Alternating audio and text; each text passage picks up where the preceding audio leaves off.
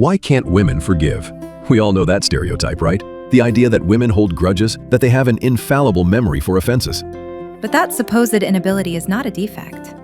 It is a form of resistance, a defense of a deeper kind of forgiveness. Rather than a weakness, it is a function oriented toward preserving truth. To understand this, we need to distinguish between two key concepts: cheap amnesty versus reparation. Yes, amnesty is a superficial kind of forgiveness, a "come on, let's turn the page" that deep down changes nothing. Reparation, by contrast, demands real transformation, a restoration of the truth that was violated. The female psyche tends almost instinctively toward the latter. Where does this need for reparation come from? The philosopher Edith Stein describes the feminine soul as a refuge, an inner space where others are welcomed in. That is why an offense is not merely a breach of external rules. It is an invasion, a profanation of that inner space. The monk Eric Varden compares the capacity to love to a climbing rose.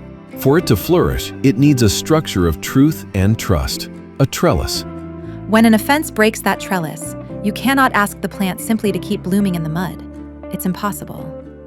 The refusal to forgive is, in reality, a demand that says, repair the trellis. Only upon a structure of integrity that has been rebuilt can true forgiveness grow again. This might sound theoretical, very abstract, yes. But Varden tells the story of Métis Gertaner, a pianist who was tortured by the Gestapo and whose torturer left her with chronic pain for the rest of her life. A harrowing story. 40 years later, he contacted her. He was already an old man, repentant, and she agreed to see him. What Métis did is a perfect example of reparative forgiveness. She did not simply say, "I forgive you." No. After he acknowledged his crime, she took his head in his hands and kissed him on the forehead. It was not forgetfulness. Her body reminded her of the pain every single day. It was the culmination of 40 years of inner work, of offering her suffering for him. She transformed the memory of horror into an act of creation. She restored the human dignity of the executioner.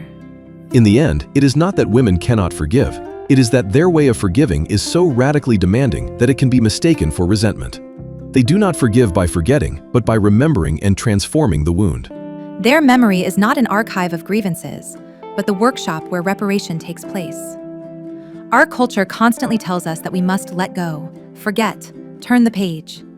But those painful memories we are urged to erase are not an obstacle to forgiveness.